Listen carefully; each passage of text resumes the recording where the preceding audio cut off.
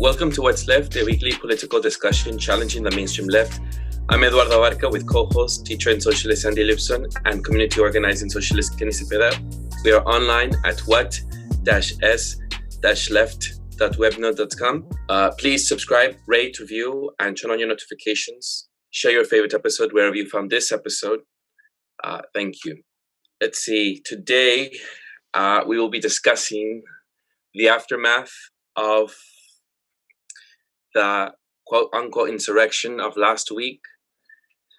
Are you going to call it an insurrection? I said quote-unquote. Oh, okay, yes.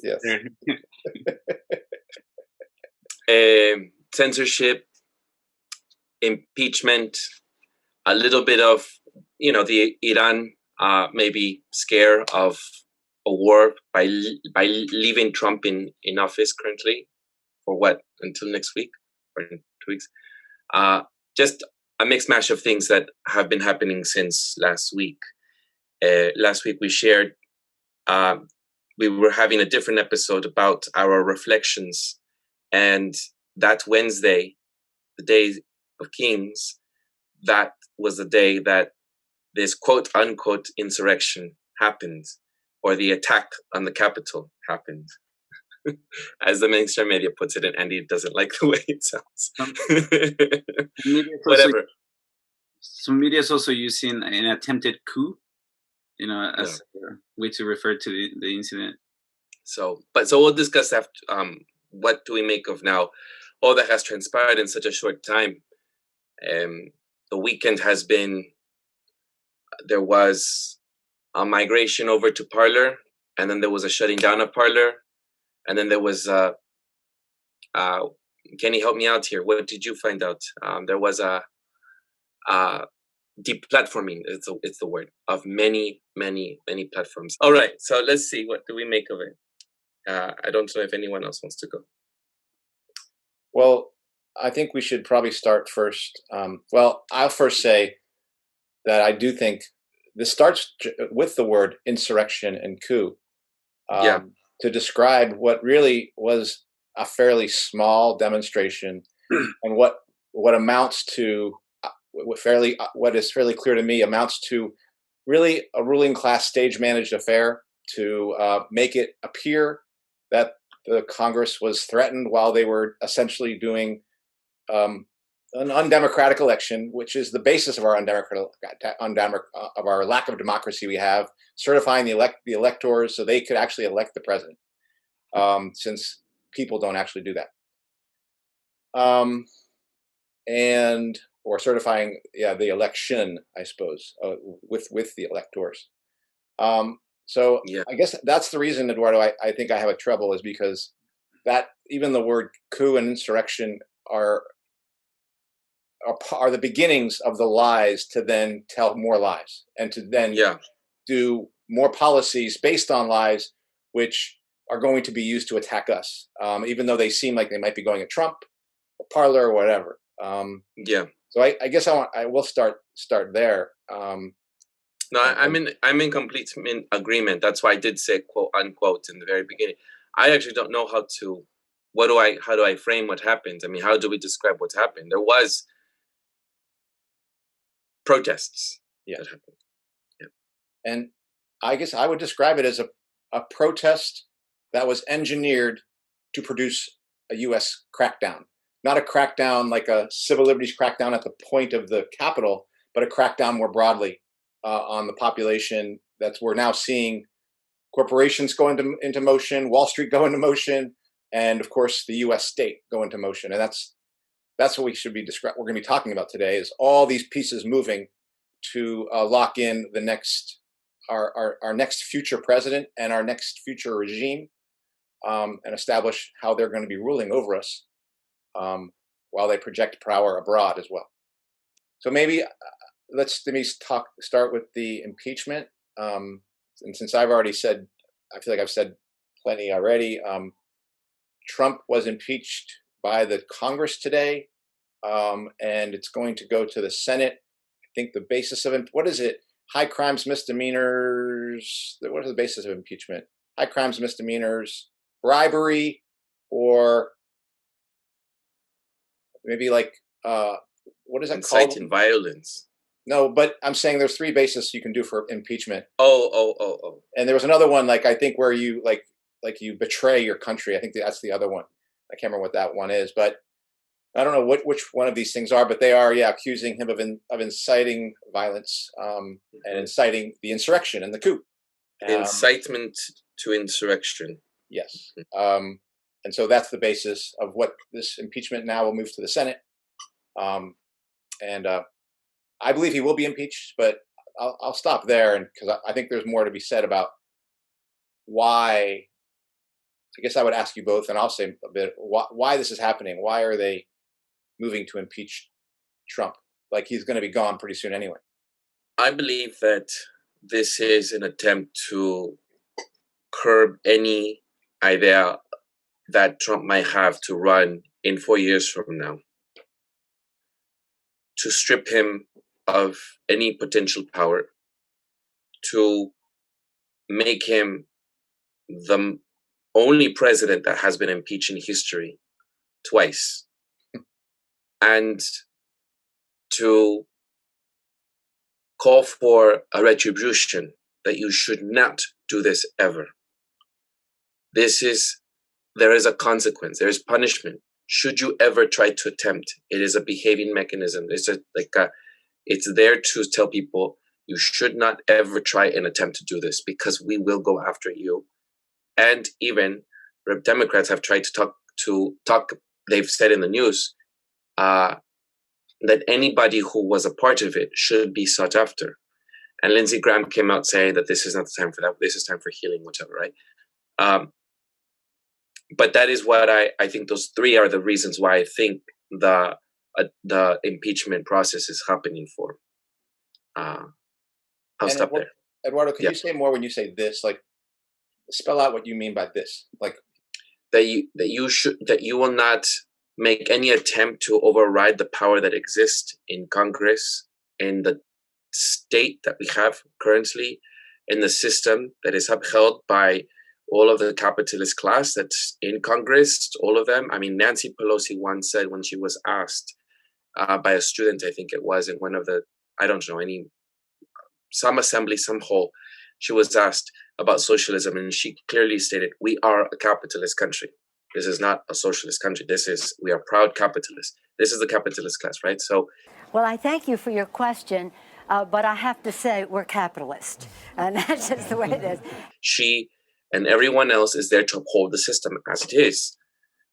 And any threat, even if it is from another one of your capitalist class like Trump, because I do not think he is actually for the people. We've stated that here, and I think people are misguided when they are following him. His followers are unfortunately misguided by thinking of him as some savior. Even if it is within your political class, your capitalist class, you will be made an example of. Even if you are within our capitalist class, you will be taught a lesson. Now imagine, and I was thinking about this last night, or one of these nights that I slept at 3 a.m. I was thinking of our conversation that we were having about socialism, Andy. And I asked you one time, and I said to you, Andy, how do you think it will be possible to have a socialist revolution if you are now tackling in the 21st century with so much technology, with so much military force that is high tech? Again, as I said last week, the group, the protesters to Joe Biden, right, because of Joe Biden's win, those aren't the group that I would align myself with. Those are just not it for me. There are obviously nefarious forces behind those groups that are manipulating this working class. But I did say to you, I didn't say this, but I thought those people went onto the Capitol, and look at how this is the aftermath episode. Look at how there are like 4,000 now ways to find all these people, through face recognitions, through pictures, through surveillance, whatever it is, they're finding them. And whilst I'm not very keen on defending them because I'm not. It is sort of an example of what could it look like if there was a true insurrection from you socialists, from us supporting the socialists for a better change, a better world, a transformation of the system, which I am very fearful of. I would love to support that revolution train, but I am also very fearful of what's happening because, as I said on Facebook when I posted, this isn't just an attack on the right. It'll eventually come to us. So I have fears. I have legitimate fears after what I've seen over the weekend. It will come after us. It will come to bite us if we allow mega companies align themselves, these neoliberals, with Silicon Valley.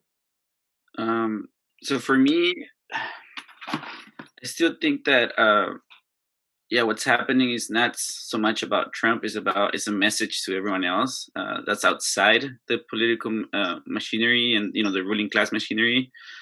And to a degree, I mean, Trump, I think he found himself in that position as a sort of an outsider, from that class. I do think he became a tool of the system to set us up for where we're at right now. And I think this is like the last act in that utilization of him, like using him for a purpose. Because he yes, as much as people in the establishment didn't like him. I think that to a degree in the Republican Party, he was an outsider. He was a big fuck you to the establishment people.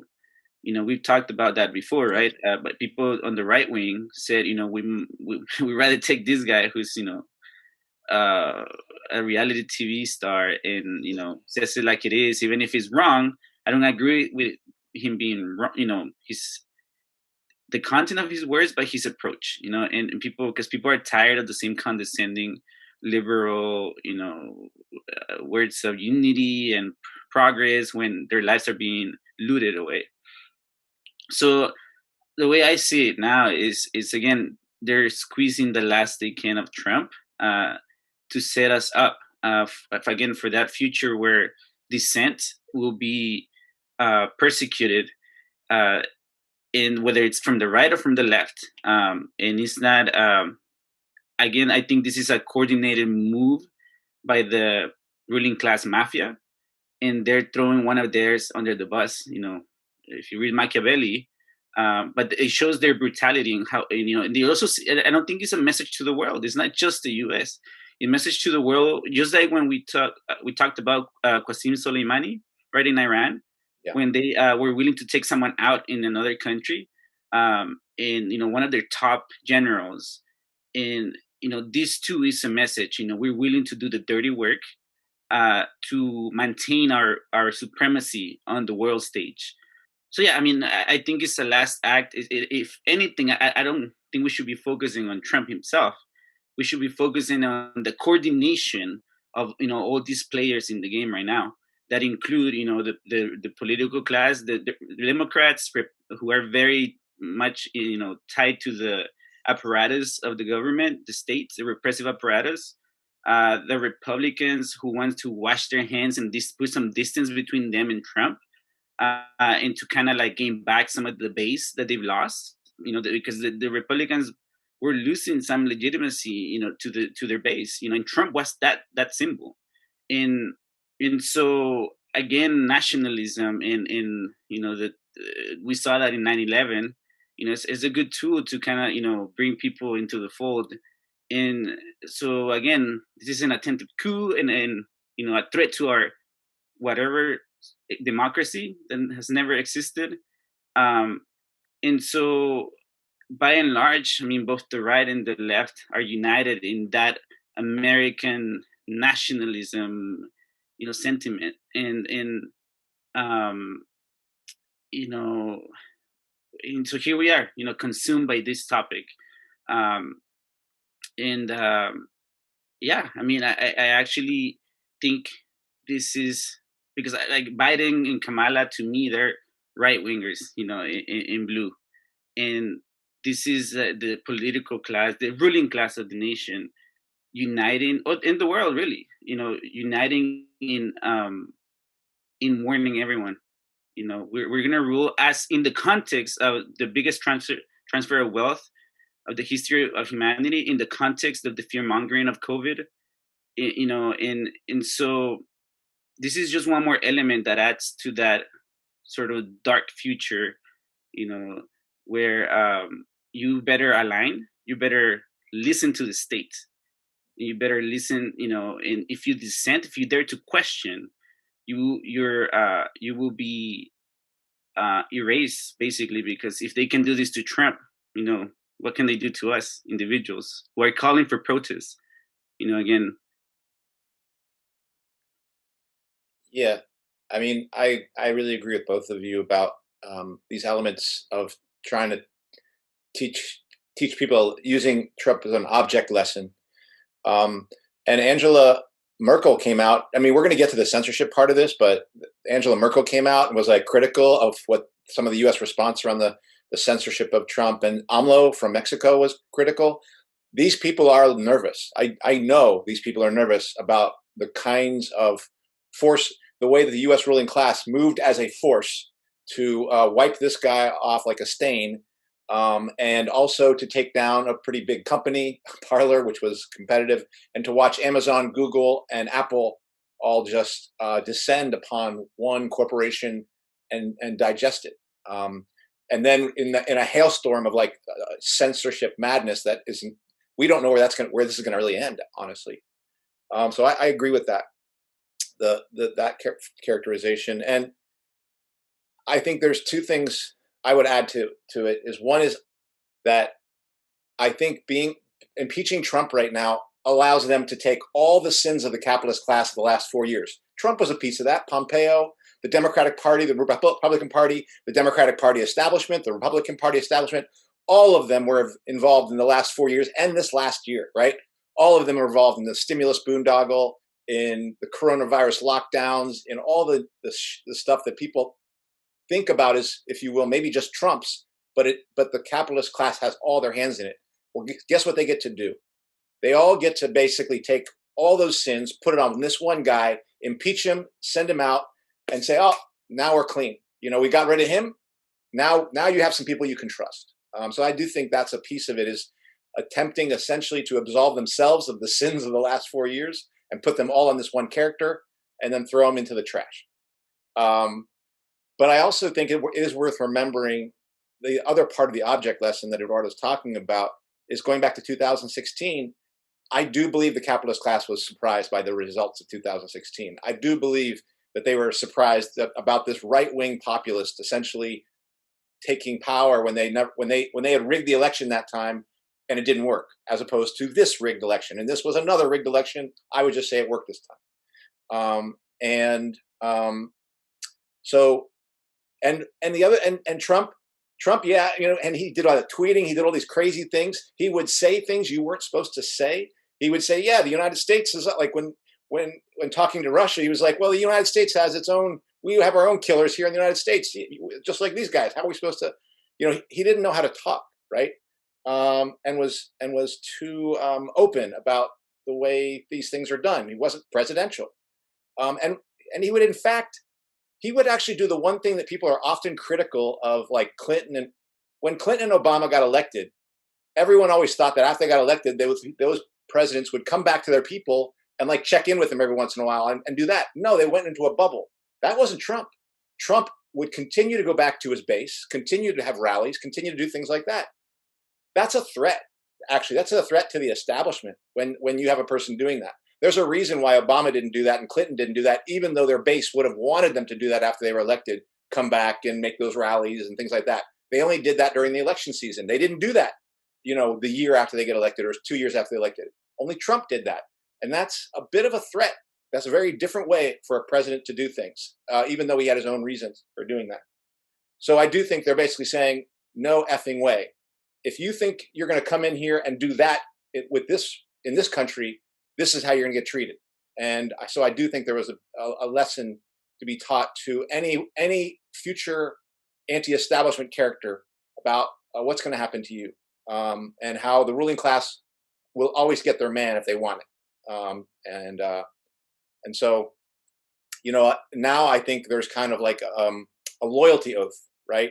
Because I think what we're seeing now is the consolidation of the establishment, like establishment Republicans, obviously neoliberal establishment Democrats, the left wing of the Democratic Party, corporate America, Wall Street, all of them are lining up behind this. In fact, there are corporations that are threatening to pull money away from candidates who don't say, no, this election needs to be certified.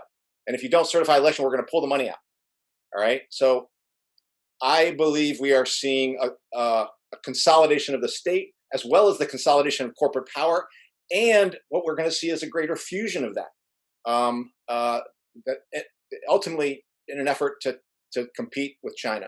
And I think the things we're going to see in this country is the two parties are going to look a lot more like one, because they have to take on a party over there in the Chinese Communist Party. And I think they're trying to mirror in forming the U.S. state in conjunction with the corporations, which have had to deal with free market capitalism. We are going to see a system which looks a lot more like state capitalism, which is really what the U.S. looks like when it's gearing up for war. And so I do think we're going to see more and more the consolidation of the state, the consolidation of corporate power, and we're going to see those two entities fusing into each other. And the last thing I would say is the irony of all this is right now the left is celebrating the authority of the state. Left is celebrating the authority of the corporation's ability to control your speech. And they're literally celebrating the synthesis of these two forces that are largely going to be clearly turned against us, but also be turned against other capitalist powers in war. And it's again, the literally opposite of what you want a left to be doing right now. And I think it's just another disaster. I will say that we have not talked about last week, or maybe we did say it briefly, but we did not talk much about, we have to acknowledge though, that had it been BLM, Black Lives Matter protesters, they would have been treated differently. I think it's very important to acknowledge that, because the National Guard was immediately called when Black Lives Matter protesters were out there, and Trump was over there having a photo op in front of that church and the Bible and stuff, and they were attacked brutally. And if they really wanted to, they would have called for the National Guard and asked for a lot more troops or support from national security. And Black Lives Matter protesters didn't get that same level of treatment as these protesters did. Yeah, I mean, the BLM demonstrations were around this country, millions of people, and tens of thousands of National Guard and police were mobilized to crack down on it. So it's not like the state isn't able to bring force to bear to attempt to control not just 5,000 people, but several million people. So the difference, for me, just as much exposes the fraud of this moment, because there's no way 4,000 people, and it wasn't all 4,000. It was just like, it was a section of the 4,000. There's no way they get into the Capitol. There's no way. If BLM had been walking on the Capitol and posed itself as an actual threat, saying, no, we're going to actually take this place down, because let's remember the Capitol was, I think these things were built by slaves. If you're going to take down statues, might as well take down the Capitol, right? You're going to take down the legacy of slavery. That's what this thing is ultimately.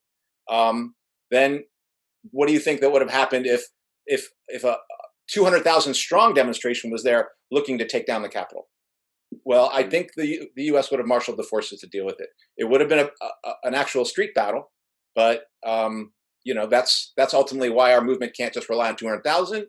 Why it needs to be within the working class, and why our movement needs to be armed. I mean, and why we can't let the government take the guns away from us, because eventually this is what's going to have to happen anyway. And I think like also when we make those look at what it's like, I feel like we're talking to a parent, that's unfair, like you hit us, you gotta hit them, and I feel like that's a bit like infantile almost, because I mean, of course, there is racism, the repressive apparatus is inherently racist, because capitalism has to be racist. And Yeah. So again, but also when we talk about like white protests and stuff, there's usually guns around. That's another reason why they don't clamp down on them the way they do on like the people advocating for gun control. Because they are armed. We talked about like that militia in Atlanta, the not fucking around militia. They didn't fuck with them. And again, that's what we talk about. We're gonna have to have a way to respond to their repressiveness, because that is a fact. They are gonna persecute you. This is not new. Like if you try to change a system, they will clamp down on you. They will persecute you. And and yes, that's what they're claiming they're doing. And by and large, the left, Sean King is persecuting people. Sean King is hunting people down. Sean King is advocating for the police. Sean King suddenly is, if he was supporting BLM, suddenly he's an advocate for the state. Sean King is an operative. He's an agent of the state at this point. He's doing the job of the state. That is dangerous as hell. And again, but we get in these like very simplistic, oh, they're white, we're black. Yeah, and of course it plays into it. But we gotta see the nuance that's going on. But again, it plays that way because that's what they want you to think. Literally, like us just excusing everything through race, and so we keep bickering about it. When in reality, we should be looking at what these people are trying to do. If in reality, they were free agents, they were trying to get into the house of power. And we have to find some value in that. If anything, we should be like, what they're doing to them, that's coming after us. Mm-hmm. That's a warning for us.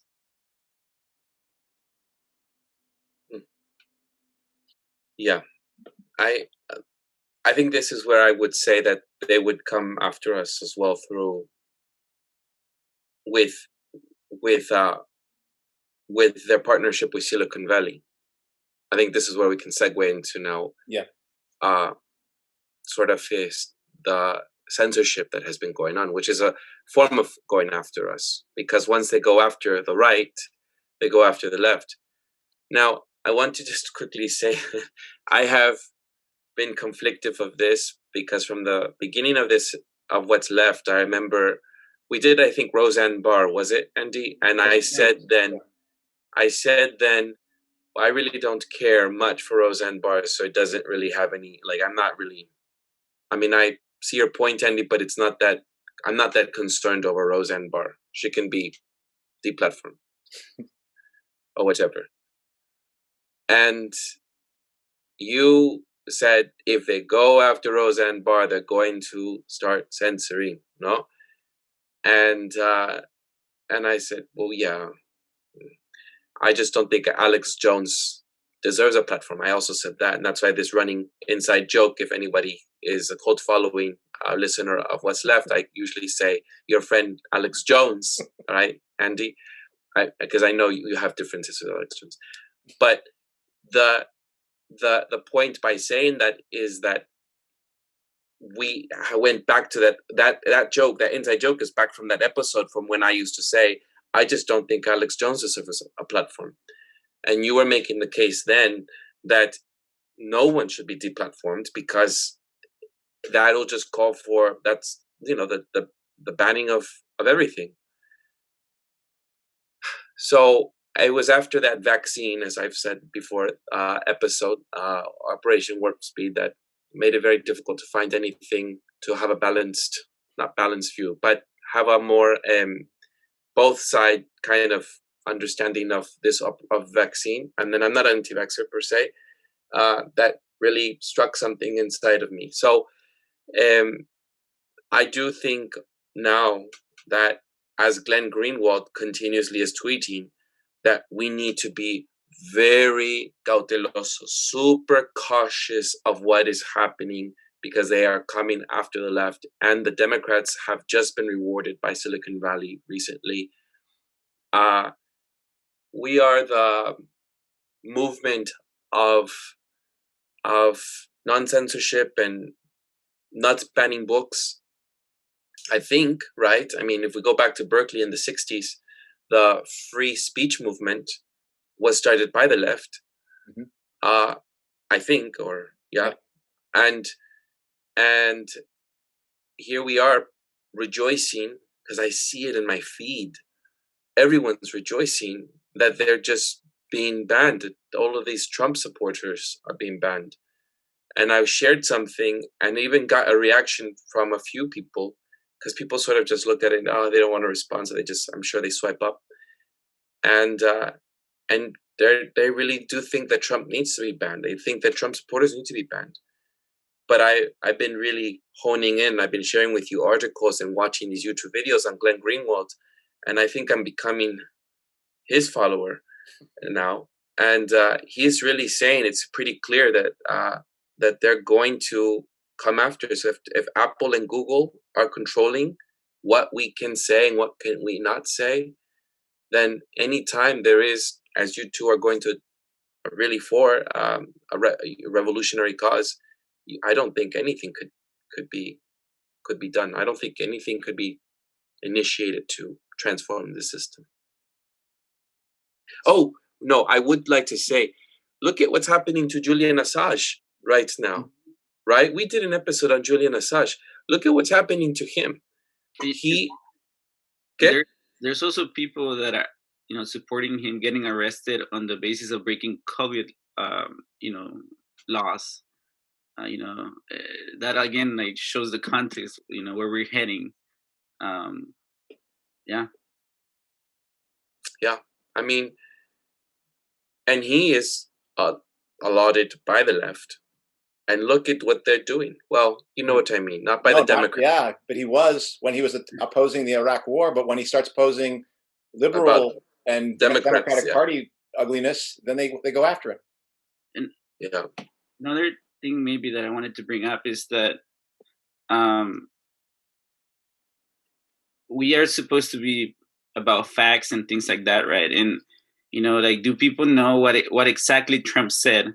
The tweets that he was banned for, and then they claim that he was inciting violence and this and that, and they had nothing to do with that. He was talking about, advocating for the 75 million people that voted for him, and that he would not show up to the inauguration. And then Twitter came out and said, he's inciting violence, he needs to be banned. And again, if we're looking at facts, that sets a very interesting precedent, that they basically can just the censors, in this case, Twitter, they determine what's valid, what knowledge is valid and what is not, and they can determine what is violent and what is not. And I don't know if people don't see that, how dangerous that could be. I don't know what to tell them. Yeah. And I mean, it is really, again, another shameful part of the left. There are revolutionaries who are actually supporting Twitter's ban of Trump. Revolutionary organizations, revolutionary socialist organizations supporting that, which to me is criminal, to be supporting these massive corporations, far more powerful than Trump, that are going to be used against, that not just but are currently and have historically been used against the working class here, and are going to be part of the attack on the working class going into the future. I think the thing I would say is, I think it's important to also talk about not just Trump's feed getting taken down, but Parler, which is being talked about. It's being talked about as a right-wing center. I think it was actually started by libertarians. It's a free speech kind of thing. They don't let you aggregate the data. They don't let advertisers aggregate your data on Parler. That's a big thing, and it's gotten big. And right-wingers have gone there as they've been deplatformed off of YouTube and Twitter and things like that. So it has been a place where people who have conservative ideas, kind of like the people who we invited on our show 2 weeks ago. And I do agree that we have to understand that if they can go after the right like this, or if they can go after conservatives like this, and I would even say if they can go after Nazis like this, because this is the other thing that's going to be marshaled in what we can talk about later, then this will be used against left voices and extreme left voices who are fighting for a different kind of cause. But I also want to say, so I do think that this censorship is not really an attack on Trump. It's an attack on workers, an attack on our class, and it previews an the willingness of the state and the corporations to essentially have a monopoly on lying. They want to be able to monopolize the lying space of the media so that no one else can tell you anything. No one else can tell you a different lie, and no one else can certainly tell you the truth. But I also want to say that, because I was talking with Brian, who kind of was like, the right is not a threat. And I do agree that when the capitalist class has to consider that they're separating the wealth higher and higher up to the top, they know their history. They know that that creates an unstable situation that has produced revolutions in other countries and in other eras. They are worried about that. They are worried about workers making a revolution in this country, given their plan to separate the wealth from the workers and push it even more up and concentrate it more up into the top of the capitalist society here in this country. So I do know they worry about revolution. And the revolution I think they most worry about is the one we saw in the Russian Revolution, a working class revolution. That is what keeps them up at night at the end of the day. So all these things are ultimately, in my mind, if you think about it, to stop that moment from happening ever again here in the United States or anywhere around the globe. But it isn't just fighting the right as a head fake, which is going to be directed against the left. Let's remember, what are some of the right-wing, quote, right-wing ideas? The fact that this was a fraudulent election, that's supposedly a right-wing idea. I actually agree with it. The fact that COVID is like the flu and is being overestimated as a threat in order to produce that, I agree with that, and that's a right-wing idea that you're not allowed to say. The fact that masks don't work or actually can harm you, that's a right-wing idea. I actually agree with that, all right? The fact that lockdown is really martial law and is part of a plandemic, I think there's really reason to believe that, and it's part of bringing the economy down. That currently is a right-wing idea. It's not the left saying that, that's the right. They don't want people saying that. The idea that vaccines are an experiment on humans, on the US population and the global population, actually targeting black and brown. Also right-wing, seemingly a right-wing idea, even though there are leftists who say a little bit of it, but that's not coming from the left. That's actually true, I believe. And they're going after anybody saying that. The idea that there's a great reset going on, that's a conspiracy. That's QAnon. Let's shut that down. The idea that the fourth industrial revolution might actually be behind what's taking place here, that's another conspiracy. Let's take that down. So there are ideas out there that the ruling class is trying to decapitate. The shame is that the left isn't bothering with any of those ideas. Like, to the extent that I've said them, I'm being called a right-winger because I'm saying some of those things. I'm a Marxist. I want a working class revolution. But I actually do believe there's a fourth industrial revolution that's actually coming and a great reset. And I do believe COVID is essentially a plandemic to establish a martial law in order so the capitalists here can accumulate power so they can compete with China, who is doing the same thing to their working class over there. That's what I believe. All right. And I believe the only way of stopping that is a working class revolution. And that's the last thing that they want to shove out the window, which is the idea that a revolution should even be on the table. Because let's talk, what does insurrection mean? Mm-hmm. Insurrection means revolution, dude. That's what it means. So they're basically saying, forget about it. We're going to separate the wealth even more, and we need to take that word revolution off the table. We're going to terrify you to believing you're going to be identified, and we're going to go after you if you think about it. But we're also going to make sure that no one even thinks it's even on the table as an idea, because anybody who talks like that is a conspiracy kook, right? And of course that's an attack on the left. But they're going to go after the right, because it's really right now only the right talking about that. It's only the right that's even talking about challenging the state.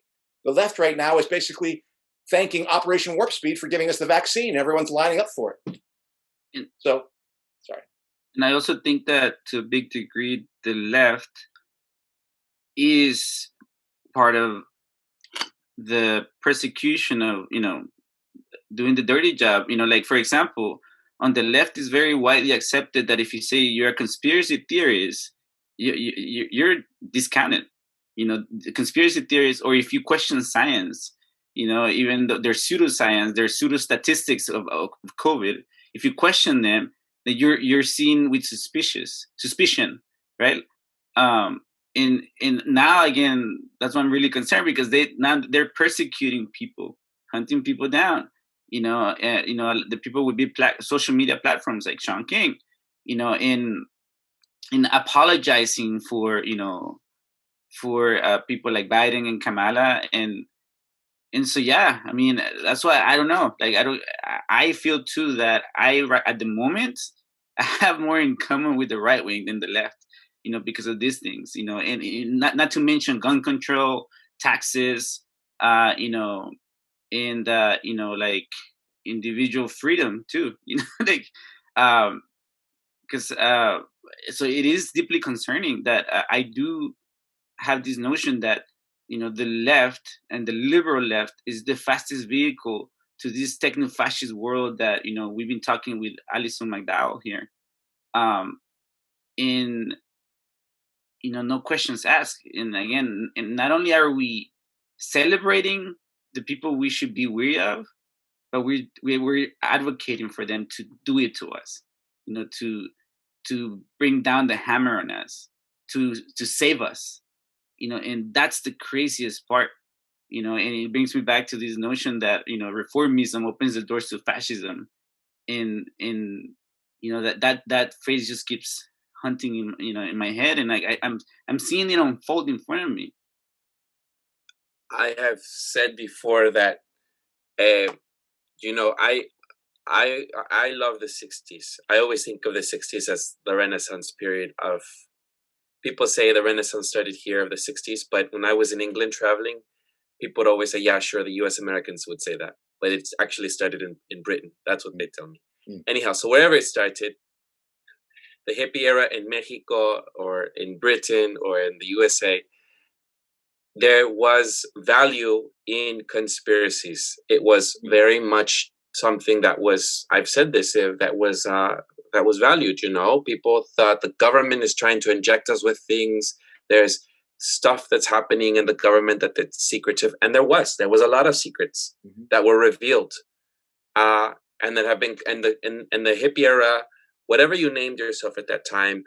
That time, which really, I should say, I learned this fact quickly, because I listened to Letters in Politics, and so on KPFA, that was the first time that the teenager was seen as a teenager. Before the 1950s, the teenager was seen as a young adult that was going to transition into sort of living the life of the white picket fence and moving into the U.S. American life. And and the industrialized revolution really caused that childhood to end. But the hippie era brought that teenage self-love and all that to light, and which now persists today. We think of the teenager that is defiant and rebellious and all that spirit, metal rocker, whatever. And so let's go back to that. So these conspiracies, whether it was astrology, whether it was anti-vaccine, whether it was going back to the land because your food was being poisoned by, stuff that they were putting in by the government or whatever. And now, as you two have now said, it is a lot of these a lot of conspiracies are now being co-opted by the right, or even as simple as me having a conversation about reopening schools with someone today. Suddenly, what are you becoming, Eduardo? You are now aligning yourself with the right. I don't ever think that reopening schools is part of the right. Reopening schools, they're reopening schools in my country of Mexico, they're reopening schools in France, they're reopening schools in Britain, and I had to fight hard and almost claim back that I'm part of the left. It is. So there's something that is happening. There's a shift of the left that is being dismissive and also adopting the government as part of their team, or their whatever they're doing. I don't know, it's working, but they're aligning themselves. We were the movement of anti-government and Big Brother. Now it's scary. It is very scary. Now we think anything that is not factual, as I think Kenny said right now, it's now dismissed. But I do think that to a degree, like the left that I know in my lifetime, the Democratic Party, they've always advocated for the state intrusion in your life, and the right wing has talked shit about that, and we haven't listened. But because what did Obama do with the healthcare mandate? Punish you because you didn't have healthcare, when you do your taxes, instead of actually finding a solution for that. So punishing you because you don't have healthcare. You know, to nudge you, sugar taxes, cigarette taxes, all these taxes. You know, that the people of things that people use to cope with this shitty life that we have. Eric Garner, I think in New York, right? He died from selling loose cigarettes in New York. Yeah. And so again, like, I think the left has been in that game in my lifetime. Trying to nudge you, socially engineer you. And now they're taking it up to another level where they're literally going into your body to socially engineer you, into your brain to socially engineer you. And so I'd be really weary, and again, yes, the right wing, like the Fox News, they've hijacked the language that we're supposed to be using. Like, I almost feel like I'm listening to, like, people that I would expect to listen, on the radical left, talking about class struggle, the rich and the poor, that racism is a tool to divide us. But no, it's those white people that just want to cover their privilege. We dismiss that. I think people of color that push identity politics, we're insulting our own intellect by accepting that bullshit. And here we are, just being childish on the left, talking about privilege. We don't really have economic understanding, of how things move. And that's why I'm a Marxist. That's why I think people would benefit from diving into Marxism and having a different approach of understanding things. I think things will make more sense than they do now. Because by and large, on the left, we're talking about feelings and little logic. And what we're doing is very counterproductive, counter-revolutionary, and very fascist. There's some more thinking I'm going to have to do about our tradition, the socialist tradition, because my own involvement in the ISO, I'd found that authoritarian streak. But I agree with you, Eduardo. Kenny, that has been my experience within the left, largely the left and the revolutionary left and the socialist left that I was a part of, and I actually, in my time, contributed to this. Had a cancel culture to it. Had a notion of we all have to think the same, and if we all think the same, then that collectivity meant thinking the same. Because we knew it was a collective struggle. So I guess we all have to be thinking the same so we can all make that collective struggle. And I actually think I do believe that's in opposition to the Marxist notion of the collective nature of the working class, and the idea that the liberation of any individual could not be found except for the socialist transformation of society through a working class revolution. That is not supposed to mean pegging everyone down into the same cubbyhole, but actually an expansion and a growth and a multiplicity of expression and things like that. Not just art, but actually whatever people feel. So that I believe is the tradition in which Marxism is rooted, in that notion of collective struggle.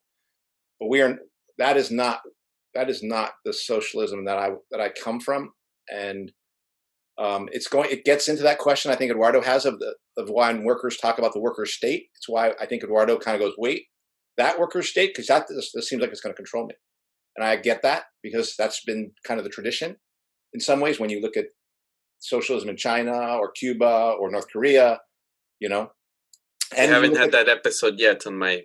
I know, sorry, but yes, but I do think so. I think there's something to be figured out and discussed there.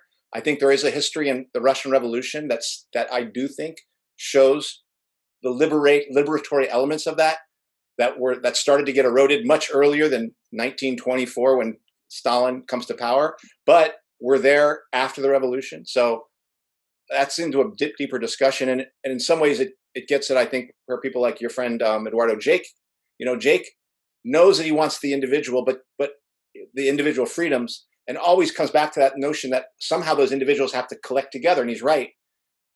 And then I think socialists have to figure out that same thing of like, how is it that individuals come together as a collective, and how does that find expression in liberating us as opposed to just enslaving us in something different? And I think there's something to be figured out there in the that's going to be different than what socialist revolutions have led to in Nicaragua, Cuba, China, and then what Russia became. We'll have to, otherwise the revolution will not be successful.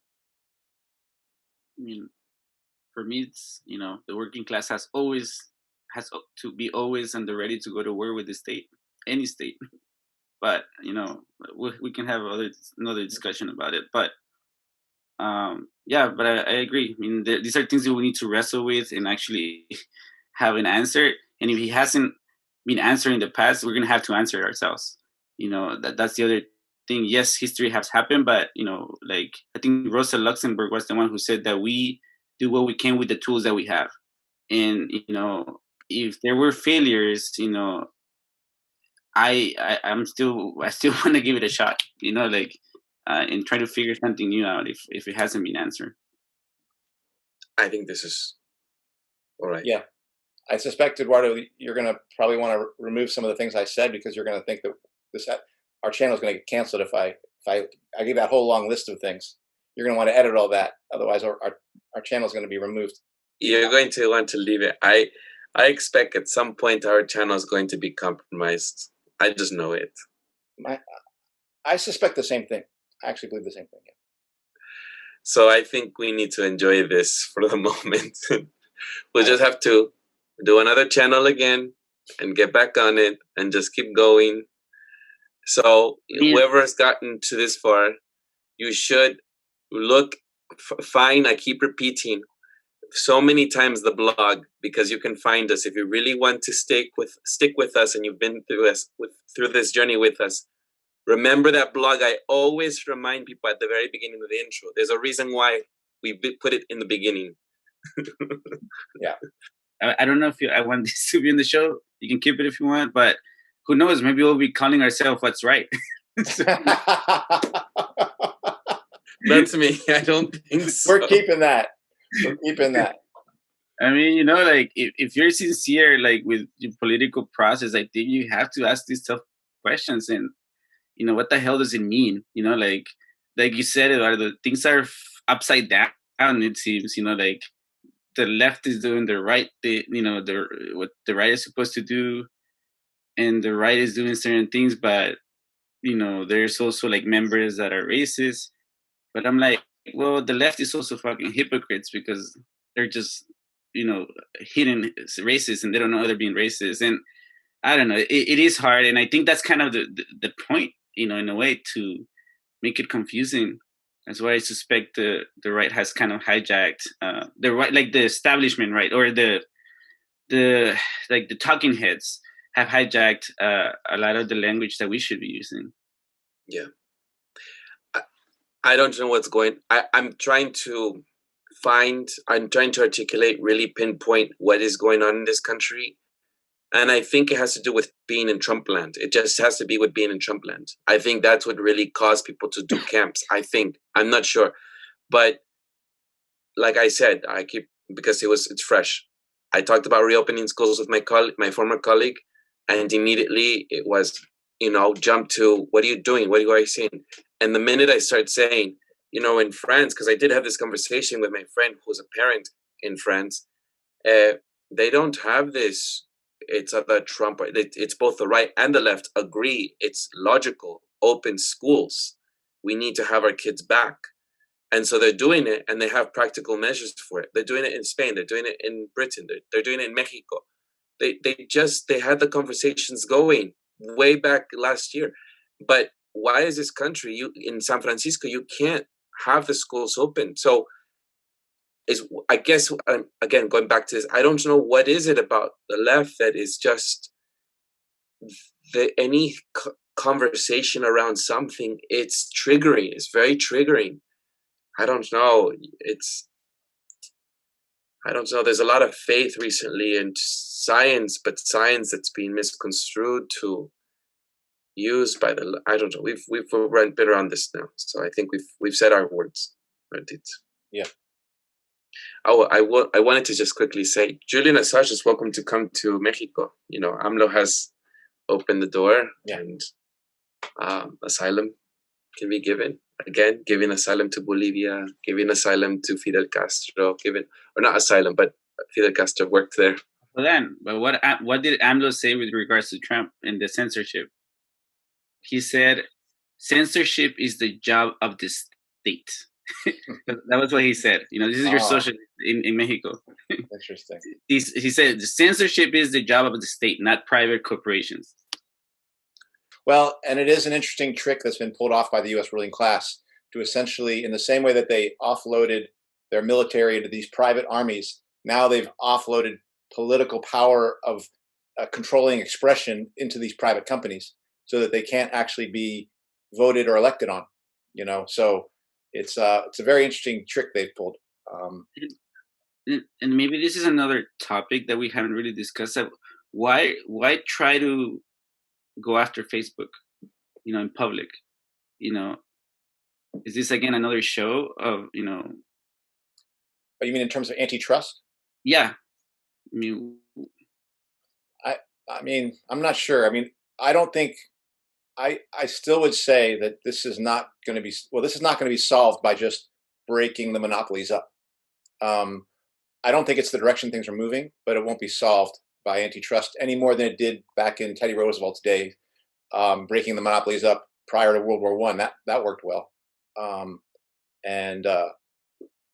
So it's not, capitalism moves towards monopoly, and at the same time it has national tensions that lead towards war. So we're going to see that pressure as capital accumulates within each of these national centers. Even though they have multinational corporations that run around, those multinational corporations have home countries that they rely on. So when China wants to get into Africa, I can guarantee you they're going to be relying on the Chinese state to open up some borders in Africa if Africa doesn't just let them in. That's the way it is. I think that people quickly should look into the debate that was held by Democracy Now! With Chris Hedges. That was a good debate, and Chris Hedges he doesn't agree with the censoring that is happening. People should follow Glen Greenwald. I think if anyone wants to continue this conversation or look more into it, they should really see some of these folks. It's pretty good stuff. I shared some stuff with you all over email, and So. Chris Hedges is someone that I listen to a lot. I agree with him a lot. He's like, on the vote issue, he didn't vote for Biden and Kamala and many things. He's one of those people on the left that it's kind of a beacon of hope for me, at least. Because everyone else, Cornel West, Angela Davis, all these, people that we know, they're committed to the democratic project. And I do want to highlight one thing, because Kenny, I want to go off of that one thing you said, which I think you thought was a joke of whether what's left is eventually going to be called what's right or something like that. But I do think we should acknowledge with our audience, because we've talked about it here, how we've invited Jake and Rob to return to our show, and they're going to potentially produce some questions for us as people who identify as being conservative. What are questions they would have for people who are on the left, as all of us here identify. But that show itself is part, for me at least, of a longer term project of seeing if people who identify as conservatives and those of us who don't and who are more on the left, and some of us revolutionaries, some of us not, see is there areas of engagement we can have, and is there area of movement that could be constructive. So that is something that I think is a question I have for the movement in general. Could it do that? I think we're going to maybe experiment with that here. Yeah. All right. I think so. I mean, a lot of people voted for Trump, and I spoke to one of our former guests here on What's Left, Natalie Risi, who is a socialist and also part of the PSL, Party for Socialism and Liberation, I think it is. And she said something very interesting. She said, a lot of people voted for Trump. We cannot discount or discard them at all. We have to try to work with some of them. If we look at back in history, from Welsh miners who worked with an LGBT organization or movement, a lot of the the stigma around, homophobia and with all of that, those barriers had to be overcome in order to unite and work together. And so we were talking about that, she and I. Anyhow, the point is, this is part of the reason why I think that we shouldn't dismiss folks like Jake or Rob or folks, whoever. I do think that we need to unite as the working class. Yeah. Although your favorite guest, AJ, did say that she was like, she squirmed sometimes as we were doing that interview. She was like, so she that wasn't her most favorite episode. It certainly wasn't Brandy's favorite episode. Yeah. So I know that our audience does not appreciate the way we're going, but this is what we're doing. Well, AJ we don't censor people. Well, as much as AJ disagrees with me, mostly agrees with both of you, but disagrees with me, and I have a little soft spot for her. She should come on here and she should state what she has to say, because she's invited here and she should come here and she can always say what she says, and she's got people who really like what she has to say. And then we'll kick her off for later. No. All right. Yeah, this is a good spot. Yeah. That does it for this week's episode. What's Left is a weekly political podcast that's channel challenging the mainstream left. We post information about our topics and our guests on the episode notes wherever you found this episode, or on our blog. Remember that blog, write it down. We might be canceled one day. We might be deplatformed. So write this blog down, what-s-left.webnode.com. You can find past episodes to this podcast /channel there and connect with us. I remind folks, if you like anything you have heard here, please share your favorite episode, rate, review, subscribe, turn on your notifications to any of our 6 platforms on Spotify, iTunes Podcast, Stitcher, Google Play, Bitchute, or YouTube. And if you would like to give us feedback about something you've heard or suggest something for us to cover, contact us through our blog. I'm Eduardo Barca with co-host Kenny Cepeda and Annie Lipson. Take care.